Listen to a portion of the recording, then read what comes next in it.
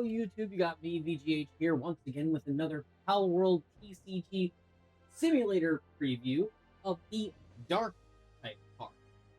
Once again, this is from the palworldtcgsim.com website where you are able to create your own account and play online with other Palworld players to play the TCG early. And once again, this is shot July 3rd, where we will be going through all of the dark cards from the Palworld TCG that have been revealed thus far or found thus far in the simulator. So let's start off with Astegon, the Aegis Wyvern of Death. This is my chase card. I do want to get this card very badly in its parallel rare form. It has the ability on deploy to choose up to one pal. It gains minus 1000 power to the end of the turn, and auto on attack, put all pals with 300 or less power into the discard pile. Now, this does still target, or in my assumption, it still targets pals that are 300 or less power that are also in structures, or usually behind walls and things like that. You are able to attack and remove them without having to obviously attack those pals. They will just immediately go away. The downside is that it also targets your weaker pals that have 300 or less power as well whenever it attacks. This card being incredibly powerful. Granted, it is a 8-drop lucky with 1200 power and 3 strike.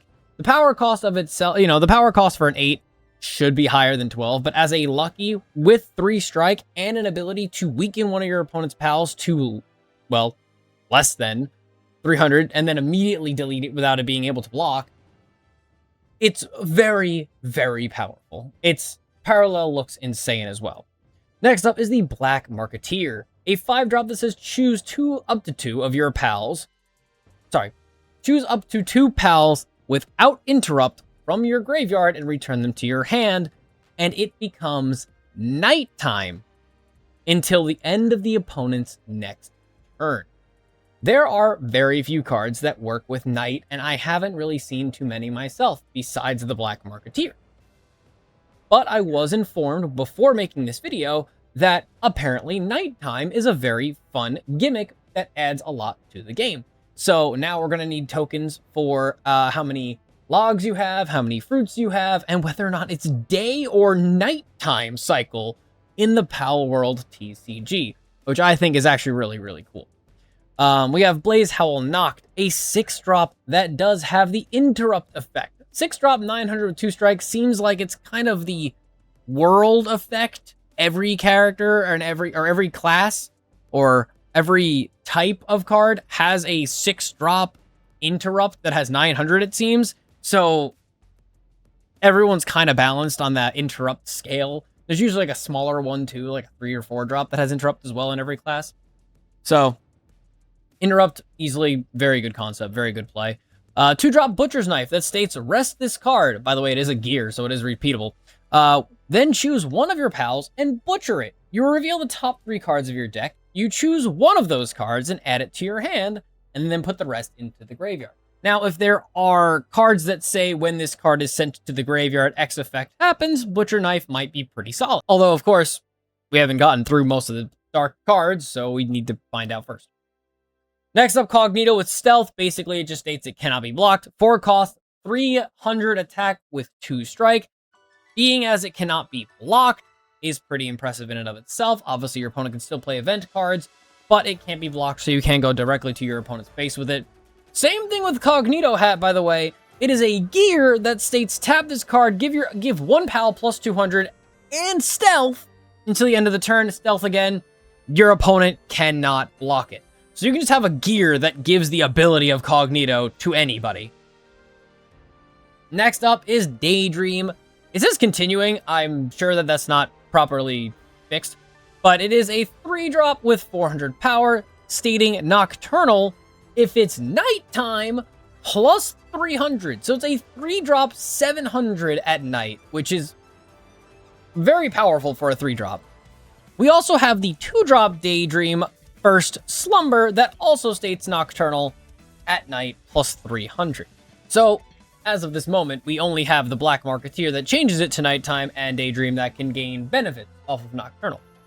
Next is Dark Cannon, a 3-drop quick effect that says choose a pal with a 5 cost or less and put it into the graveyard. Again, none of these cards genuinely target one of your opponent's pals or choose an opponent's pal or something like that. It just states choose one pal. So you can just target your own as well.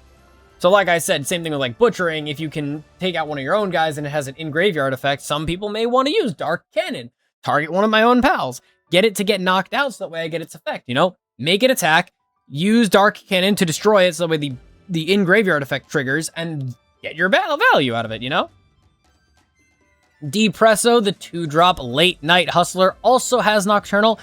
This one's, I think, coded incorrectly or something, or put in incorrectly, because it says continuous effect Nocturnal if night gets plus 300. Again, it says the same thing twice. I don't think it's a 2-drop 100 that gains plus 600 at nighttime, but it might be, so I'm not sure. But as a 2-drop 100, if it's anything but nighttime, it just kind of begs to differ why you would ever not just run the 2-drop 200 that says plus 300. I mean, I guess it kind of makes sense when you have the 3-drop 400 that has 700 attack at nighttime. This is just a 2-drop 700, maybe? I think it might be coded wrong, or it might be pictured wrong, so I'm not entirely sure myself. The next card states, Display Cage, action, once per turn assign one pal. Exile the assigned pal. Choose one of your opponent's pal with a cost of X or less and exile it. In this case, X is the cost of the assigned pal plus 2. So if you exile one of your own 3 costs, you can exile one of your opponent's 5 cost cards. Auto, when this card leaves the base, return all pals exiled by this card to their owner's hands. So it genuinely is a display case where the pal on both players' sides are exiled, but it can go back to your hand. So if you really wanted to, you can play one of the pals with like a hand disrupt ability, and then exile that pal to target one of your opponent's pals, and that way both of them get exiled. If your opponent targets the display case to get their card back, you get a hand disrupt back. Moving forward, we have a Lucky Fellbat the Life Stealer, a 7-cost dark with Lucky. 1000 power, 3 strike with stealth, and on attack, gain 1 life. Very, very few cards have the gain life ability. Most of them, if not all of them that we've seen thus far, are in the green cards. So finding one in dark that gives you an extra life is pretty solid. Also, very on brand with the, you know, vampire-esque life stealer in its name, Bat. Moving forward, we have the Hanging Trap. We did go over this in the other video. Hanging Trap is a act once per turn, assign a pal. If this card has not yet exiled a pal, choose one of your opponent's pal and exile it. When the structure leaves play, put that exiled pal into its owner's base tap. So the display cage removes one of your pals and one of your opponent's pals. This removes one of your opponent's pals, but when it gets destroyed, instead of going back to the hand like the display case, it puts it back on the board. But it does put it back rested. So there are very niche opportunities where I'm sure that you could use this to capture one of your opponent's pals that is unrested, destroy it so that way it comes back rested, and then you can attack it to destroy that pal in a very, very fun combo that makes very little sense in my head, but it definitely can still happen. I loved Hellzephyr. I was more of a fan of Hellzephyr Lux when I was playing the video game, but Hellzephyr is kind of baller. I wish they used this as Hellzephyr Lux and actually use that lightning background for more than just the dark Hellzephyr, but Hellzephyr here says, Wings of the Moonless Night. Continuous effect of Nocturnal if it's night, it gains plus 300 power. This is a 7-drop Lucky, by the way, that has 700 power. At night, it has 1000 power. And when a Nocturnal is deployed, if it is nighttime, I can choose up to 1 pal that costs less than or equal to the deployed pal and put it into the graveyard. If you put 1 or more pals this way, at the end of the turn, rest this card. So this one is a little tricky to kind of understand, but simply put, if it's already nighttime and I deploy another pal that has Nocturnal, say a 5-drop Nocturnal, I can target one of my opponent's 5 drops or less and immediately delete it.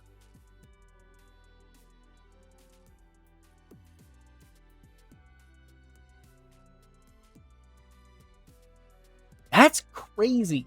It is a 7-drop 1000. Okay, its power may not be that high, but it has the lucky trigger, it has 3 strikes, so it's still very strong at taking your opponent's life points, and then it has the ability to just immediately delete things.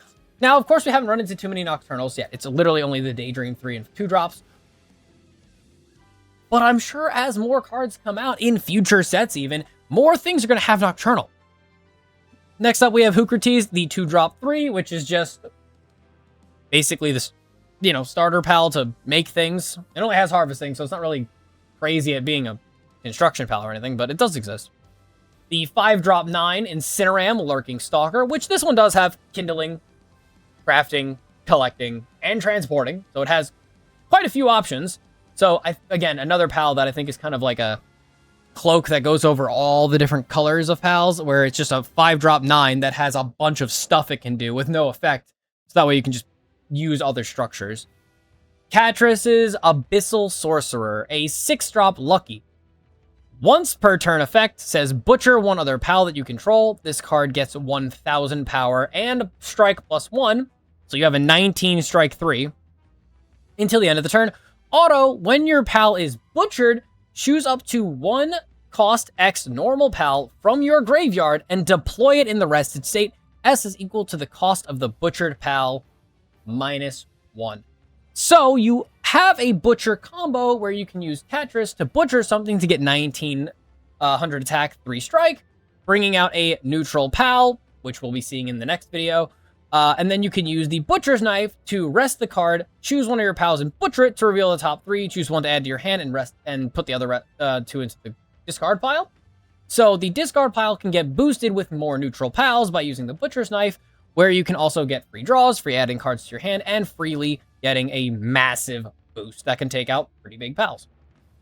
Leezy Punk, the Treasure Bandit, is a 3-cost that says auto. When this card is put into the graveyard, your opponent discards 1 card. In a game where there is a lot of value in hand, I think that this card is really, really good because it makes it a detriment to get it knocked out.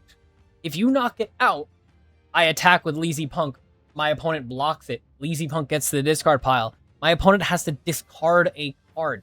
Meaning, if they negate the attack altogether by using an interrupt card, then yeah, they won't take damage. I, don't get the attack. They still discard a card, so which, if Leezy Punk got knocked out, then the same thing would happen, so it doesn't change anything. But it's just a floating discard, which no one wants to do in a game where hand disrupt is so important.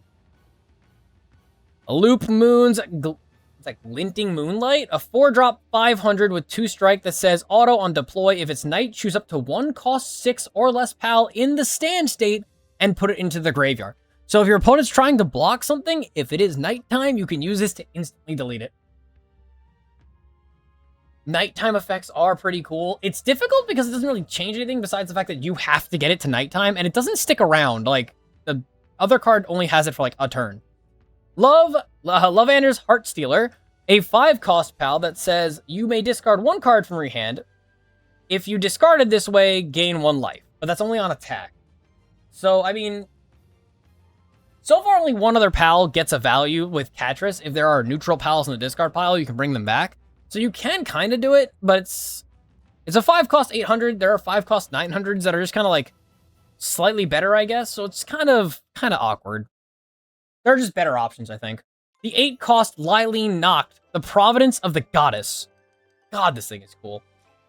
Its typing is messed up by the AI bot, I think, but it's definitely... maybe it is only a dark type. No, it's not pure dark. Might not be. 8-drop 1700 with 3 strike states. Action. Rest this card and discard 1 card from your hand. Choose 1 card that costs 6 or less from your graveyard and deploy it in the rest state. This one, okay, so you have the 4-drop that only works. Sorry. So you have the 4-drop that only works when it is nighttime to do the exact same thing that this one does at any time of day. But an 8-drop 17 is very strong. 3 strike is also very strong, and its ability is just a reborn the pal from the discard. Deploy it in the rest state, but it says deploy. But then, if you deployed Lope Moon from the discard pile and it's nighttime, Lope Moon can trigger.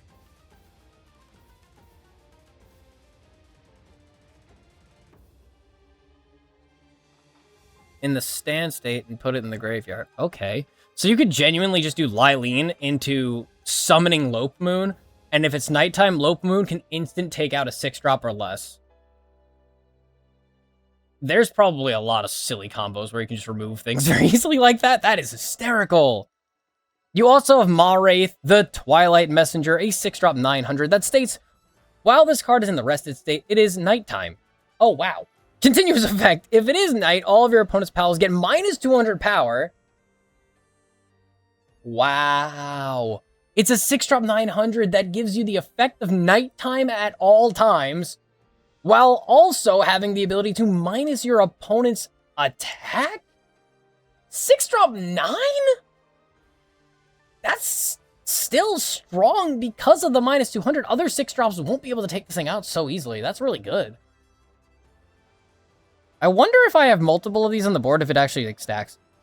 Medical supplies, 7-drop, choose a pal from the graveyard with a cost of 8 or less and put it into play. It says tapped, but it should say rested. Oh, this says rest this card, so if it comes in rested, it wouldn't work. Okay, well, maybe this one then? Yeah, butcher a pal, gain 1,000 strike, and then butcher, choose a normal pal. You could use this one to replace. You could also, since it comes in rested, you could bring out literally Mawraith, and that way you can come in rested, and it becomes nighttime, and weakens your opponent's pals, and then you can do stuff with your other pals that does damage. Menacing, the Dark Ground, Lucky Pal 5-drop. So we're expecting something crazy out of this thing. It says, retaliate. When this card is put into the graveyard during battle, put the opposing combat pal into the graveyard. Oh, so it just takes its opponent with it. Okay. And it also has an auto effect. When this card is put into the graveyard, choose up to 1 normal pal from your graveyard and return it to the hand. Okay, I mean, it just... If there's a normal card that says Disrupt, imagine. I mean, probably not in this set, because they probably thought about that, but imagine later they create a normal hand Disrupt, so you can just put it back in your hand with Menacing, and then you get a Disrupt back. Okay, future problems. Next up is the Placed Lamp, which states, action once per turn, put the top 3 cards of your deck into your graveyard. It becomes nighttime until the end of your opponent's turn. Continuous, all of your pals gain Nocturnal. Huh. So this is a structure, and if you put the top 3 cards of your deck into the graveyard, it becomes nighttime, and everyone on your board gets plus 300. Now the question is, if they gain, it says it gains, no, it gains Nocturnal. So if they already have Nocturnal, can they gain it twice and have a secondary effect so they get 300 more? Or is it if they already have Nocturnal, would you not get 300? Just another rule thing that I think of just by reading these cards. Sara Black. Yeah, that's not its name. Anyway, 7 cost with Nocturnal and Interrupt. Wowzer Trouser, this is a 7-drop 14 with 3 strike, and it has the ability to nullify attacks. This one's not even a lucky, and it's good. Shadowbeak, the Seed of Despair, 8-drop lucky. Lucky means it's already pretty good. That has 1,300 power with 3 strikes, stating that while this card is in the rested state, it is nighttime with a continuous another effect. So this one and the other one, both have, and Mawraith, both have the same effect that if it's rested, it's nighttime. At the end of your turn, choose up to 1 of your pals and butcher it. Wait. Auto abilities activate twice, and then it comes with an auto ability that states, at the end of your turn, choose up to 1 of your pals and butcher it. If you butchered 1 or more pals this way, your opponent chooses 1 of their pals and puts it into the graveyard. And because it activates twice, you would butcher 2 of your own pals, and then your opponent is forced to butcher 2 of their own pals, and it's not a choice effect, it states you have to. Oh, no, sorry, I did read it wrong, sorry. At the end of your turn, choose up to 1 of your pals, not choose 1, it says up to. So up to includes 0. So you can choose to not use its ability twice, or you can use the ability twice to butcher 2 of your own pals to butcher 2 of your opponent's pals. That's crazy. Having a lucky effect is one thing, but if you have a consistent resummoning effect with, say, the medical supplies or some of the other pals, Lylene, that says you can summon out other pals by butchering, you can butcher, get Lylene's effect, summon a neutral pal, use the butcher effect of Shadowbeak to butcher that, to destroy one of your opponent's pals for free. Okay, so it's like a butchering discard effect. Okay. The shoddy bed, that's funny. Action is once per turn, put the top 3 cards of the deck into the graveyard. It becomes night until the end of your opponent's turn. At the end of your turn, if you have a Nocturnal Pal in the rested state, draw 1. Okay, I mean, the idea is that you're supposed to have a rested Shadowbeak or a rested Marwraith anyway to keep it as nighttime. So if you have one of those things, you draw 1 card. That's the long and the short of it. 2-drop, draw 1 every turn because you have a rested nighttime pal is pretty good. We did see this, and this is going to be in every single player's deck. I don't believe that it would not be as like a 2 cost in any deck because it instantly deletes things. So it just says choose a pal, put it in the graveyard. 4 cost, unstoppable instant delete of any pal. Your opponent plays a big taunt thinking that they can defend with that thing to keep them safe. Nope, bye. Deletes the taunt. Their entire strategy of defending their other pals is now out the window, and you could just go in with your own stuff. Or you can Shadowbeak and destroy other stuff. Such a good card. Tombat out of nowhere. I mean, that is true. 5-drop. This one looks like a cracked ice. That's a rarity. It says reveal on deploy. Reveal the top 3 cards of your deck. Choose 1 pal among them and add it to your hand. Put the remaining cards into the graveyard. As a 5-cost 600, we have enough cards that are better than the Tombat that say look at the top 3 or discard the top 3. It's a draw effect, sure, but like I think it's too weak to make it a viable card because then you're like losing out on ramp and you're also not really gaining anything from it. Vanworm, Marauder of the something. It states on deploy, choose up to 1 pal, and it gets minus 200 power until the end of the turn. If it doesn't have any power left, it does not get removed for free. It just has 0 power. But 4-drop 400 that says -3. It's good for 1 move. It's really good early game, not so much mid to late game though. I'm not so sure how much value it can really gather mid to late game, but if you get it early enough, it might not be bad to kind of remove your opponent's like smaller stuff. The Wooden Wall. A taunt that says opponent's pals cannot attack your other pals, structures, or you when this card is destroyed and put in the graveyard, draw 1. I mean, a 3-drop 300 that your opponent is forced to attack first is okay, and it does still have a draw effect, so it makes it good. It's the same thing as using, again, a lot of these cards do have the ability of like, if I tap 3 souls, I can draw 1 card. This one is tap 3 souls, becomes a wall that your opponent has to attack, and then I draw a card. So like the negative side is obviously you draw during your opponent's turn, so you can't use the card right away.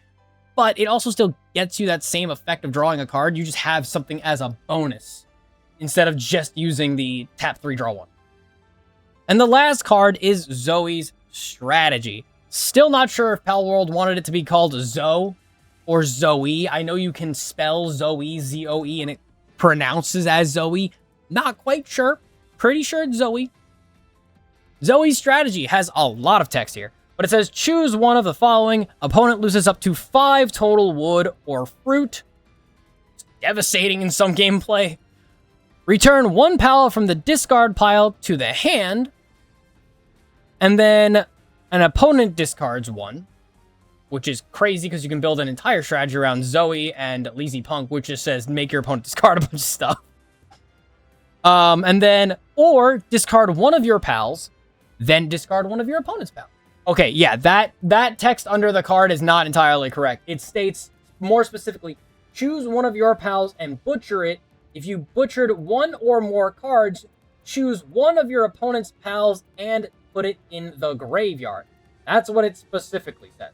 Another instant KO card. You butcher 1 of your own pals, there are a couple of cards that if you butcher, specifically Zoe's Strategy, funny enough, if you butcher Lazy Punk, when Lazy Punk goes to the discard pile, your opponent has to discard 1 card. So if you butcher Lazy Punk, you can activate this to then discard 1 card from your opponent's hand, and Lazy Punk discards another card from your opponent's hand. So that way they basically are losing a lot of value in terms of power, and possible hand disruption, and then you can go in for free with your bigger pals like Lylene, who can summon out more things. 17-3 is crazy. You also still have other cards like Hell Zephyr or Catris, who can butcher things, gain power, and still go in with big strike damage.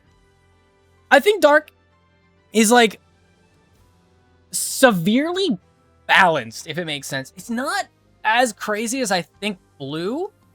I think Blue is still better. Green has more healing and considering the future type cards, kind of like a more can work with any other deck and make that deck status shine. And then Fire or the red deck still has more like early game rush or late game strategy built into it. Dark feels kind of, or black or purple or whatever they're using. Purple, I think it is. So we'll go with purple. Purple is more balanced, if that makes sense. It feels like it can do early, middle, and late game. It has enough stuff to kind of keep it nighttime throughout the entirety of the game, while also giving all of the nocturnal buffs. It doesn't use nearly as many structures or gear as the other types of cards thus far, but it uses the nighttime, nocturnal, and butchering aspects that no other class has. Although, this card alone kind of drags it away from the rest, making it absurd.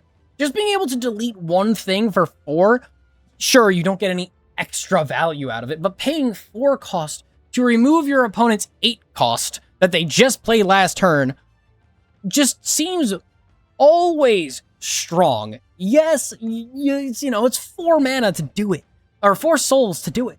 But if you, say, team it up with, like I said earlier, grass or green, works really well with just providing extra mana. You could end up doing this card and deleting something, but also have other cards in the background that can just give you more value, more mana, and still continue a really big swing turn where you can remove your opponent's Mamorist with 2,000 power, or their taunt character with 1,500 power, and just immediately delete it, while also furthering on your playstyle and your cards. Maybe using Shadowbeak. If you have a card that gives you +2 mana, you can delete something, play Shadowbeak, activate Shadowbeak effect, which allows your autos to trigger twice, to delete 2 of your own pals, delete 2 of your opponent's pals, and then go in with 3 strike. You can remove half your opponent's board. I think Dark is very balanced. I think that it's not too overpowering, but I also don't think that alone it would be too devastating to challenge. I think it would definitely want to have a backup like Green to give yourself more mana, or, since there's a lot of discard effects, probably Blue to help you draw more cards. But definitely very powerful. I like it a lot. I'll see you guys in the next video where we go over the neutral pals. Pals that can go into any single deck.